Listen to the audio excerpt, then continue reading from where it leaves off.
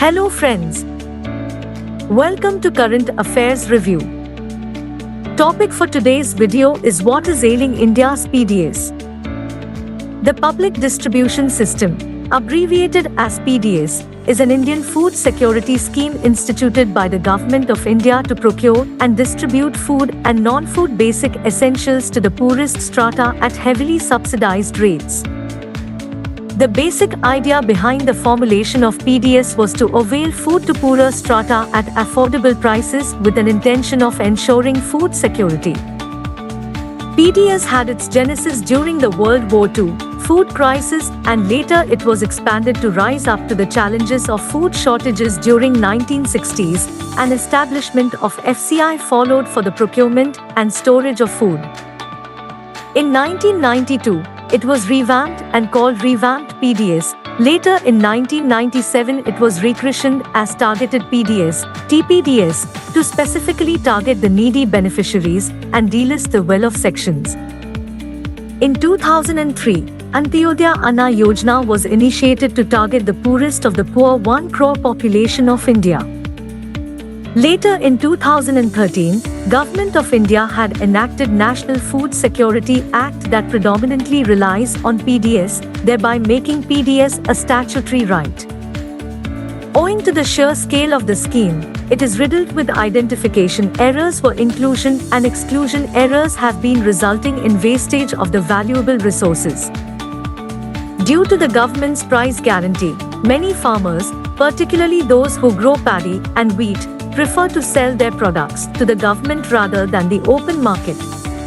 As a result, there are fewer grains available in the open market, which drives up the price of grains there. The FCI is the nodal agency for the storage of PDS grains, and it is handicapped by a shortage of storage infrastructure. The distribution of grains is riddled with heavy leakages which mainly emanate during transportation and due to black marketing. Our urge to attain food security with scant regard for the environmental toll has left an exhausting impact on our environment.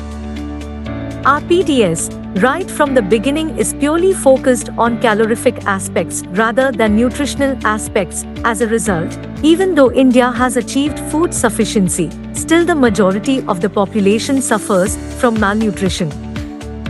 The Shanta Kumar Committee has prescribed the following corrective measures.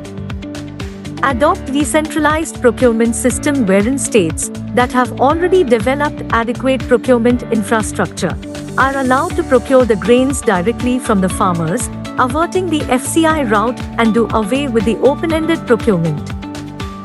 FCI should gradually outsource the storage task to private players, thereby relieving the central and state warehouse from this job. Workover and plinth storage should be replaced by silos system with the aid of private sector. While transporting the grains on vehicles, pack them in containers rather than gunny bags, which would preserve the grains from moisture and rodents and also reduce the turn-around time during loading and offloading processes. The committee recommends direct cash transfer to the beneficiaries in place of subsidizing the PDS grains. The Act presently mandates to cover 75% of the rural population and 50% of the urban population, amounting to 67% of the population. The committee sees this figure to be exorbitantly high.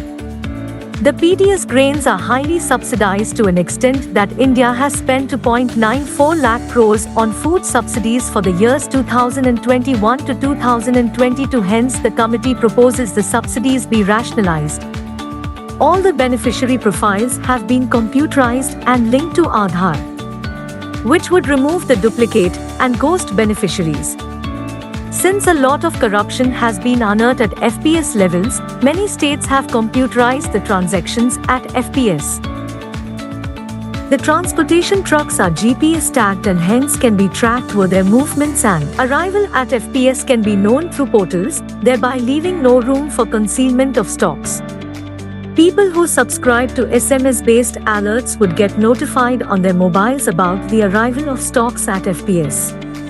Lastly, toll-free number and online portal is provided to voice out the grievances regarding the PDS.